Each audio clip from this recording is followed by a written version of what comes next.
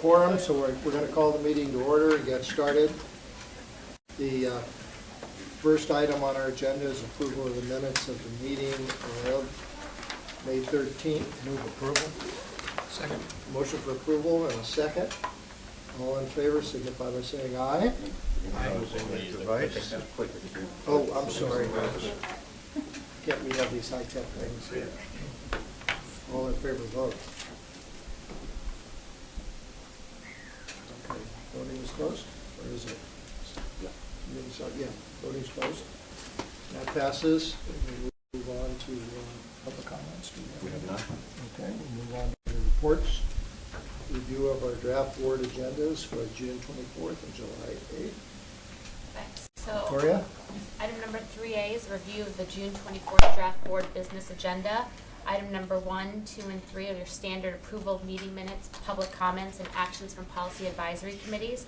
Under the consent calendar, we have item number 4, which is the approval of proposed solicitations and contracts. This is a placeholder.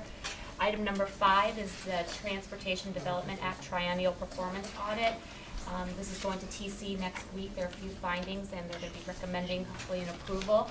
Item number 6 is the FY17 claims for Transportation Development Act and State Transit Assistant. This is pass-through funding for NCTV. Item number 7 is an information item on the Regional Complete Streets Policy, which was adopted by the board in December of 2014. Item number 8 you'll be hearing next is the annual review of committees and working groups, and this is for information. Items number 9 and 10 are your standard report on meetings and events attended on behalf of SANDAG and report on delegated actions taken by the executive director. Under the reports side, we have item number 11, which is the first reading of the regional funding measure. We're looking for an approve to conduct the first reading of the ordinance and review comment on the draft RTC resolution. Item number 12 is a hearing of necessity for Mid-Coast. We're looking for acquisition of property. Item number 13 is the ARGIS Organizational Assessment Work Plan, and this is for an approve. And then item number 14 is in 2 parts. It's the Gilman Drive Project Supplement 3 CMGC agreement. 14A of this portion is to enter into a cooperative agreement with UCSD and Caltrans to fully fund the Gilman Bridge project. And the second part of this is to amend the budget to allow for UCSD funding to fully fund the project. Item 14B would approve the GMP for Supplement 3, and the second part of that would be to execute the supplement. Item number 15 is an adoption for the CEQA findings for the preferred site for the downtown Stopover facility. And the last item is item number 16, where we're looking for an approval of the CEQA exemption for the Uptown Bikeways project. Okay. Any questions? Are there any comments or questions? Item number 3B is a review. Just on the Uptown draft EIR, any updates? I know staff have been talking to residents since we continued the item from the previous. Anything you can share at this point? Yeah, maybe Bugs has been at the And when point. we had our vice chair was the hearing officer for the public hearing we had on the project recently, and so we're at this point we're just putting things together and getting ready to move forward.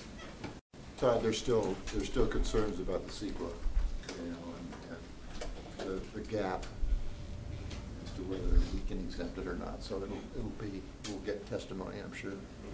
One thing I would add for the committee is I think with a lot of the active transportation, the bike projects, the issue has really come down to parking.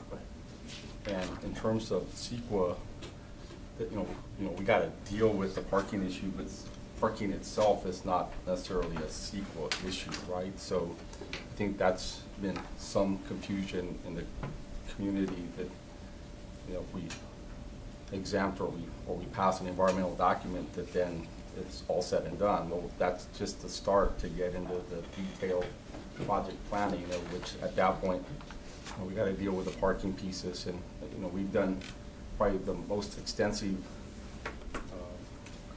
parking survey that's been done in that part of San Diego. And quite frankly, what I would share with the committee is that kind of moving into the future is, you know, if we can't figure out the parking stuff, then these active transportation projects just become a little bare, because, you know, we're you know, if you're going to add something new in a built-out environment, something's got to give, right? And so, you know, and so I think kind of looking forward, trying to figure out parking in a more comprehensive way is going to be critical to the success of these projects. But the issue right now is whether that would keep you from exemption. right, and whether it's a CEQA issue, and we had another one last week with the board where the board adopted a CEQA findings, but we still have to deal with the parking issue in spite of whether we adopted a CEQA document or not. I think that the CEQA regulations that we're using for the exemption are relatively new, something that's been put in place by the state, so I think that might be part of it too, for people who aren't as familiar. But in terms of the technical aspects of CEQA, there's new regulations that we're following to do the exemption, so we'll fully explain that. Thank you. Okay. Item number 3B is a review of the July 8th draft board policy agenda. Item number 1 is public comment, communication comments. Under reports, we have the second reading of the regional funding measure, and then we have 2 closed session items. Item number 3 regarding potential settlement for property under Mid-Coast, related to Mid-Coast, and item number 4, which is the potential property purchase for Mid-Coast. Okay. Any concerns with that draft agenda? Move approval. Okay, and that's for the combined drafts for June 25th and July 8th. Second for that? Second. Okay. We have a motion and a second. Please vote. Cast the vote. Closed. Voting is closed. Okay. And that passes unanimously. And we'll go to item number 4, the annual review of committees and working groups. Okay. So item number 4 will review the committees and working groups. In accordance with board policy number 1, the executive committee is responsible for annually reviewing all SANDAG committees and working groups to determine the need and function. SANDAG currently supports 21 different working groups and committees. Attachment 1 on page 15 of your iPad depicts the relationship between the PACs and its related working groups. Attachment 2 on page 19 on your iPad lists the membership, responsibilities, years established, frequency of meetings, and status of each group. Since your last annual report, the I-805 47th Street Trolley Station Area Planning Project Working Group has completed its work and is recommended to sunset. The group was created to provide input on the development and evaluation of alternative station design concepts to access the proposed I-805 rapid service at the 47th Street Trolley Station. The work is anticipated to be completed by the end of the month. Section 6.6 of Board Policy 4 requires that an information report be provided to the board on an annual basis. This report will be provided to the board at its June 24th meeting. This concludes my report, and I would be happy to answer any questions you have at this time. Okay, any questions regarding item 4? No action is needed, it's just a discussion item. Seeing none, we'll move on then to the legislative status report.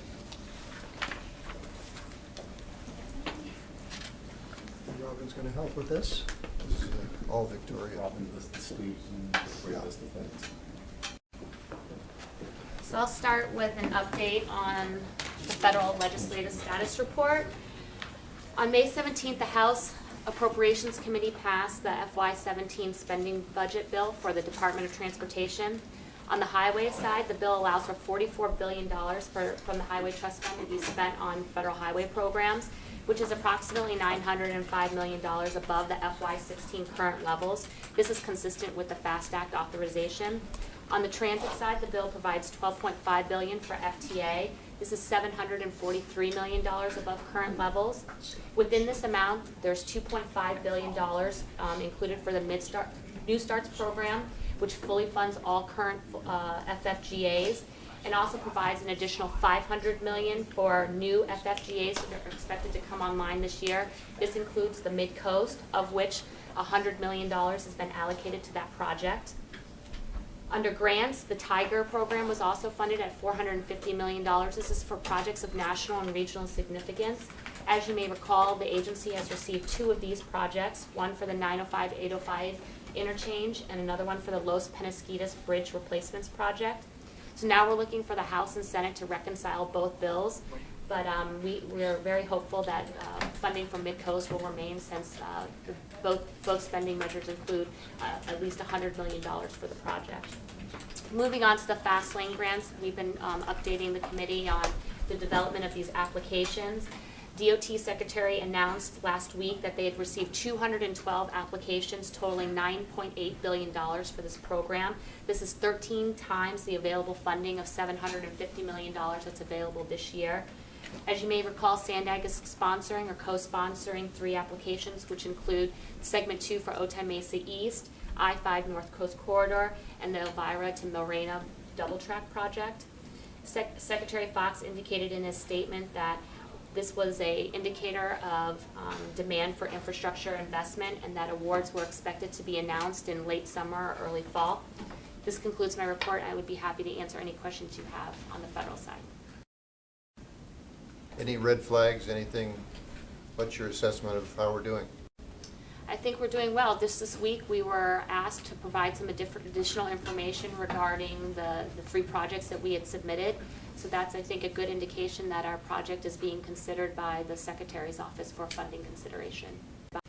It's probably our border crossing project that probably has the best chance of all 3 of those, and we'll be back in Washington early next week to participate in a conference with some folks who are, so that the border stuff is starting to pick up some steam. And so I would say of all 3 really good projects we submitted, but I think that one has probably the best chance of success. And as Victoria highlighted, there's competition's pretty steep here because there's just a lot of projects competing for very few dollars.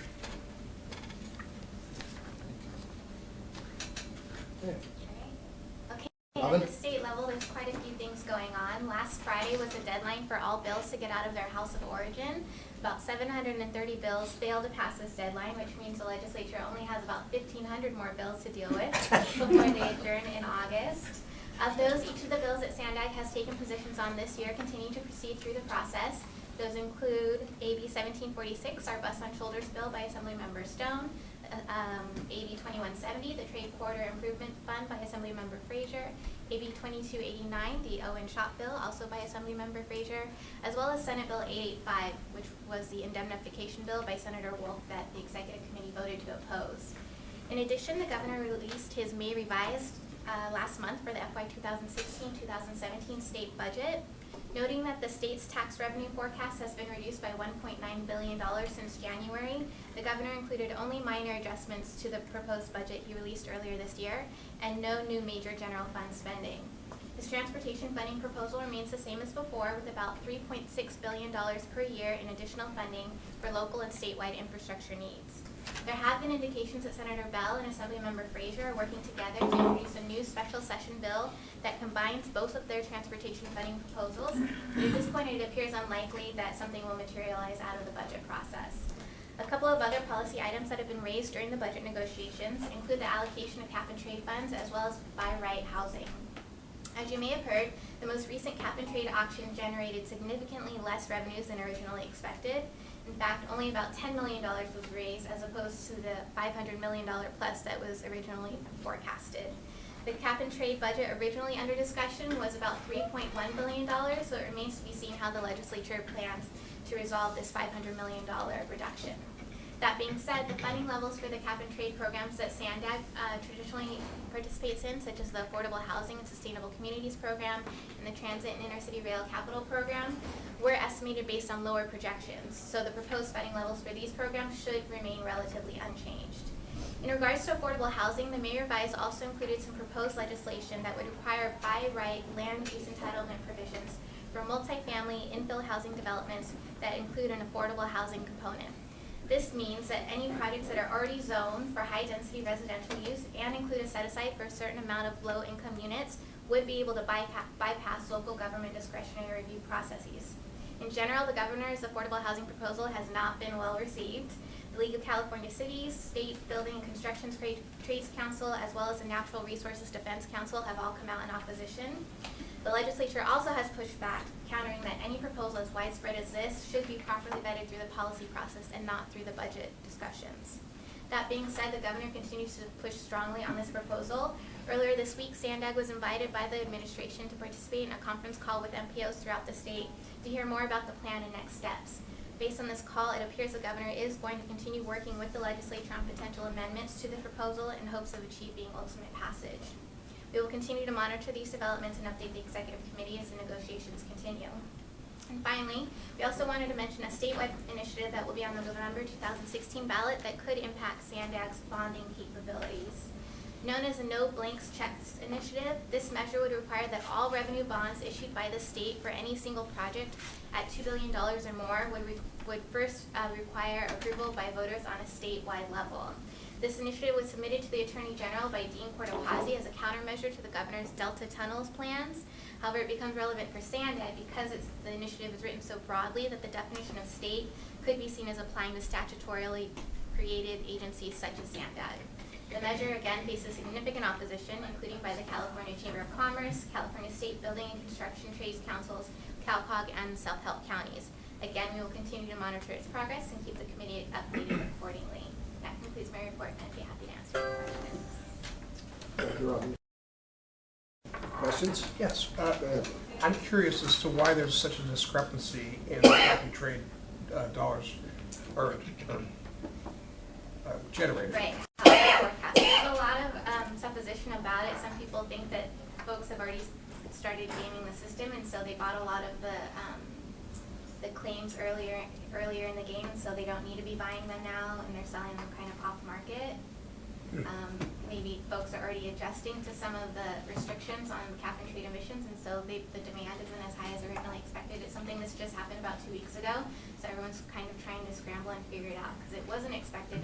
You know, we all thought that cap and trade revenues would go up and then eventually come down, but definitely not this soon. So are cap and trade dollars actually being funneled into the general fund, or are they being used to fight environmental issues? Environmental issues. So the cap and trade program, any dollar spent has to reduce GHG emissions. Yeah, but the relationship is just barely there. Just barely, huh? Yeah. In the past, the money, for instance, when we work on pollution, you would always look what's the most effective thing to spend the money on. Had a dollars per ton, so you know that you're not going to spend on the most expensive stuff. You'd spend your dollars in a more effective way. There's no metric. It's really become a social service fund. It has very little to do, in the most part. Only the smallest nexus then diverts money from cap and trade into other programs. It's completely out of whack. One of the other... For the benefit of any future assemblyman that might be present. It's, I appreciate it. I don't know much about this. I'd like to learn more about it. Yeah, if you were really concerned about saving the planet, you'd say, okay, how can we most effectively use those dollars? And you would say, what are the best programs available, the most effective programs, so I get the most bang for the buck? There's no metrics at all that are being used. If you can show that there's one iota of proposed influence over future emissions, however meager, that qualifies you.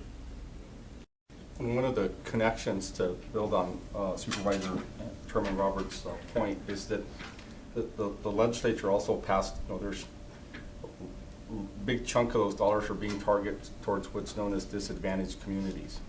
You're right. And then the state uses, they use a complicated model called EnviroScreen to sort of figure out where and what defines a disadvantaged community. And so then, they pick a certain threshold where they're going to say this is where we're going to define disadvantaged communities. And San Diego, we've continued to push. We continue to push in Sacramento because that model is not always real friendly to San Diego. And as an example, if you look at the model they're using, a place like Barrio Logan, for example, will be highlighted as a disadvantaged community. Well, it was the only disadvantaged community originally in San Diego, in the whole entire county. But San Ysidro, not. And so there are some flaws, I think, in the program they're using, and in terms of how it works. It's really, I think, the thresholds and the way it's worked, it's been geared towards trying to identify more the Central Valley and the Los Angeles areas of where there's disadvantaged communities. And so we've struggled because our region doesn't fare well in that in that program. And then the other piece, Mayor Wells, is that the governor is also seeing high-speed rail and its need for funding. The cap and trade is one of the sources for that. So there are, you know, dollars that are going to the high-speed rail, which of course is nowhere close to San Diego. It's in the Central Valley. So again, another area where we don't fare very well in that competition. So you're saying there's a discrepancy about the amount of money that our citizens put in versus the benefits they get directly? Well, it's because it's on the it's based on the cap and trade, the credits they sell, depending on where those are at. But in terms of where the dollars are being invested, you know, San Diego probably has, in the current process, it's not really advantageous to us right now. Even though we've been successful at some things, but you know, we're still probably at a little bit of a disadvantage. You need to, these dollars are coming from companies that are exceeding the caps. So indirectly, some of our ratepayers, because of the utility companies and because of the water being shipped, the energy being used for that. So indirectly, we have been successful in getting them to review the Enviro screen, and now we have, I think, several areas that qualify.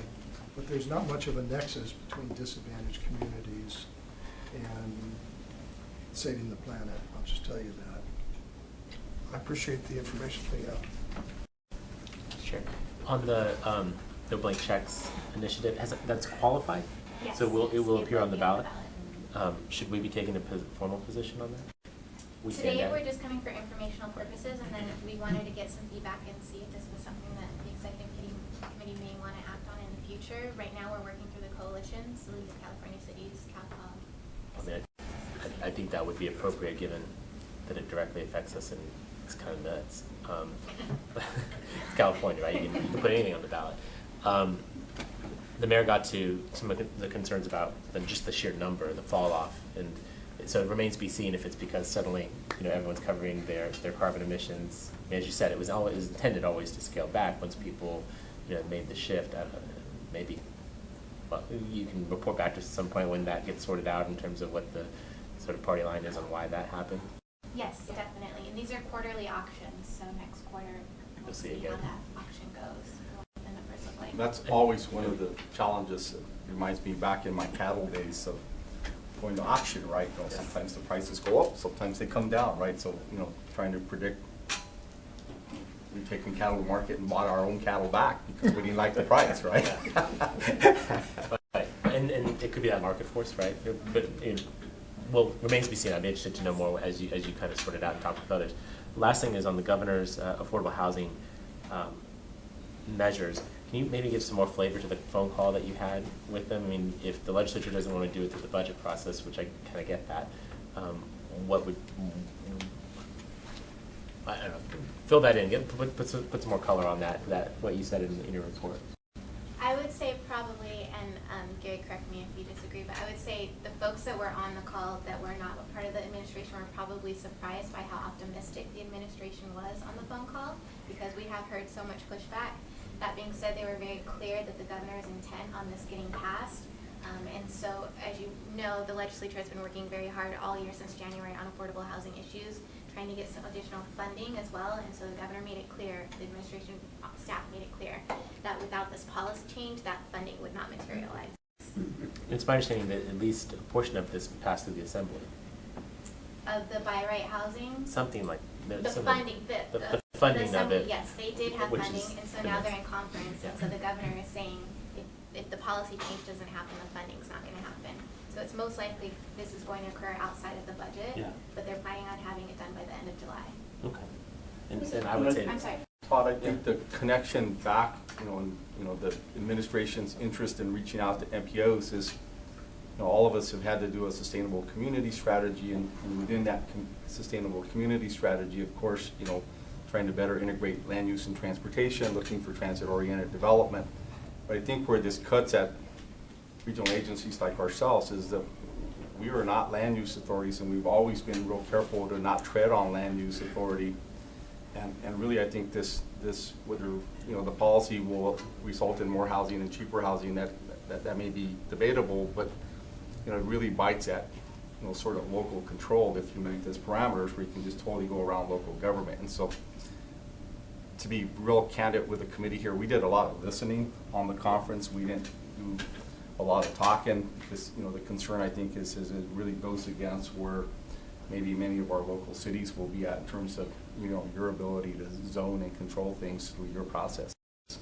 I wouldn't see Sandag weighing in on it. I'm just sort of curious, given that you had an opportunity to talk to them so directly, what's the color and the shape of what we're looking at? So I think I have a better sense of what's going on. Thank you. Just to follow up with that, why the league is opposing it? The local control Local control. issue. So, I mean, I don't imagine anybody opposing CEQA exemptions. So, you know, this is to allow more affordable housing, inclusionary housing in the developments that includes low-income housing. And I don't know why the opposition. Mayor, it's broader than CEQA exemption. What it says is that if you meet certain requirements, then they really don't have to go, you know, they don't have to go through the permitting process through your city. So to have an oversight on the development from the local cities. They're gonna bypass you. Process, Right. you can see that. Yeah. So your planning director or your development service. I'm a little torn on that because, you know, every single development that comes to us is completely, you know, there's a lot of people that come in and oppose every development, and even when they have met every single requirement within the community plan, they still get. And so I'm just kind of torn on this, on the details. I did have a question. Are one of you following this fingerprinting? You have it mentioned in your report on Uber and Lyft, and is that your report? The potential partnerships between ride-sharing firms and transit in Austin, Texas. In Austin, Texas, page 12. Now, as a parent of 2 teenagers, they and all their friends are starting to take Uber and Lyft a lot. And I have a feeling that is one of the reasons we're seeing maybe a drop in ridership on our, we were just at MTS yesterday, ridership's going down. I don't know any teenager who can't wait to ride a bus, but all of them would love, you know, they've all got the Uber and Lyft apps on their machine, on their devices. And I actually was really dismayed to find my own daughter a receipt on her phone, and she was only like almost 15, and there was like, she had taken a Lyft with her friends, and I had no idea about it. And it was really, if you can imagine, you know, you see a 40-something-year-old man, picture, the driver, coming and picking up my girls, my daughter and her friends, God knows where. So what I'm getting to is that right now there's no requirement to fingerprint these Uber, Lyft drivers, but there is for taxi cab drivers. And I think what happened in Austin, it says here there was a referendum, and Uber fought it with $8.5 million. They don't want a fingerprint. And when they lost that referendum, both Uber and Lyft pulled out of Austin. It's like, why don't they want to have their drivers fingerprinted? And I guess it's here because I'm thinking that, you know, if you're doing partnerships on rideshare, this is a form of transit now. It's becoming a form of transit. And so maybe we're, you know, need to pay more attention and get involved. And, if taxi drivers need to be fingerprinted, I think any drivers need to be fingerprinted, especially when teenagers are using it. I know lots of teenagers. One, you know, the parent can't pick her up from school. She takes an Uber or Lyft home. Another one, I was talking to them at an event, and I'm like, you know, asked them about their teenager, and they were, you know, checking on them because they were taking an Uber or Lyft home from something. So, yeah, I don't know. It just sparked my interest, and I think that's something we should pay attention to, and I think absolutely we should be on the side of having all rideshare drivers fingerprinted, especially if we're going to be doing any partnerships with anybody. So, some thoughts. And just to be clear, this was our lobbyist memo to us highlighting that this is not a Sandag partnership. I understand that completely, but I'm just saying there's a possibility, I think, in the future of maybe Sandag going in that direction. Because it's being so widely used now, and I think that is, I'm just guessing, You know, why ridership on the buses and always maybe going down? Just think, 4 kids riding 1 Uber or Lyft instead of buying 4 passes on a bus or trolley. It's probably the same cost, and they get to go exactly from point to point. Okay, any further comments? Okay. Okay, this is also information only. So Robin, next year, starting in January, I want you to have a special section on your report on the state called ABX. And anything that's here from, you see from Assemblymember Gloria, I want to know what it is. Standing What, if item on any, the impact it agenda. has on us. What's Todd It's gonna doing be all instead good of stuff. that? You're gonna love I it. know that. We want to recognize that. Let it be reflected in the minutes, please. Oh, good stuff. Good stuff. Okay. It's a matter of Okay. who defines good, though, right? Thank you. There's no public comments. Upcoming meeting, July 8th, Friday, July 8th at 9 o'clock. All the business before us is concluded, so we can adjourn. Thank you. Okay, that was Good. good. Thank you. Sorry to see you not. Okay. Okay. I am